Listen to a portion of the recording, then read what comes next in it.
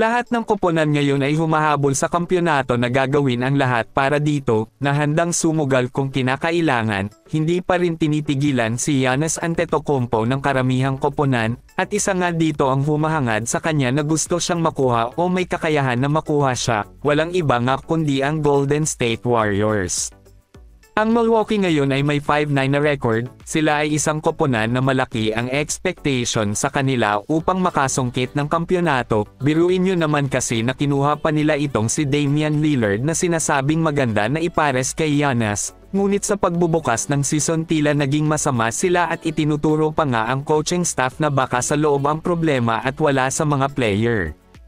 May kakayahan ngayon ang Golden State Warriors na bayaran si Giannis kung kinakailangan, meron ding silang asset na magagamit para matuloy ang trade, sa ngayon nga nilinaw na ang pwedeng malaga sa Warriors kung gusto talaga nila na makuha ang The Greek Freak Giannis Antetokounmpo. Nais umano na magtatayo ang Warriors sa paligid ni Giannis Antetokounmpo at Draymond Green at dito nga sa The Great Shooter na si Stephen Curry.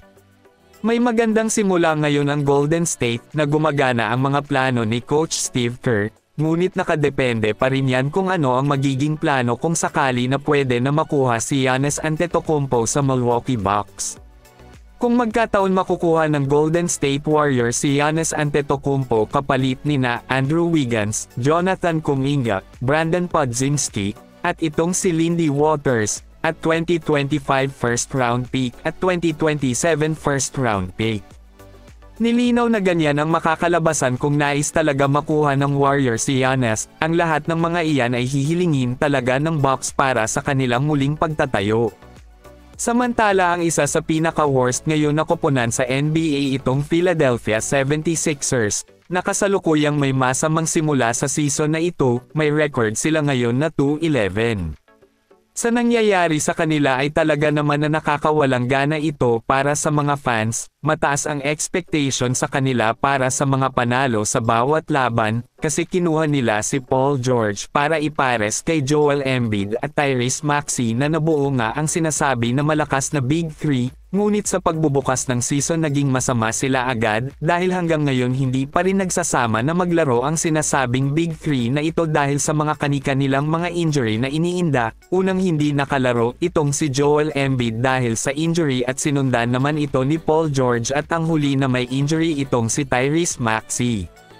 Nakaligtaan ni Joel Embiid ang 10 laro, naglaro lamang siya ng kaunti at may average na mababa na merong 14.7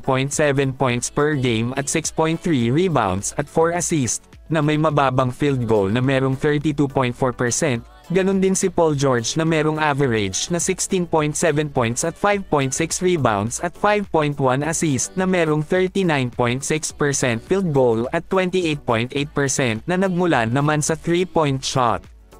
Masama ang mga stats na yan kung iisipin, sa ngayon wala pa ring ulat kung kailan sila makakalaro ng magkasama, hindi ito inaasahan ng karamihan na ganito ngayon ang kanilang kalagayan, kapag nagpatuloy ito ay tiyak na mananatili nito sila sa ilalim at hindi na makaabanti pa sa itaas.